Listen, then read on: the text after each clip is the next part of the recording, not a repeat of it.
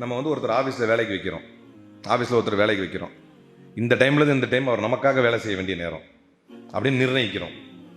அப்படி நிர்ணயித்த நேரத்தில் அவர் வந்துட்டு வேற ஏதோ வேலையை பார்த்துக்கிட்டு இருக்கிறார் அப்படின்னா எப்படி ஏற்றுக்கும்? ஒரு சாதாரண மனிதனுக்கே அப்படி அப்படின்னா, இறைவன் என்ன செய்யறான்னா, உலகத்தில் நீங்கள் ஓடுவதற்கும் ஆடுவதற்கும் சம்பாதிப்பதற்கும் 1000 காலம் சூழலை கொடுத்து விட்டு வெறுமனே ஒரு 5 நேர தொழுகை, அதிகபட்சம் ஒரு நேர தொழுகைக்காவது 10 நிமிடங்கள்.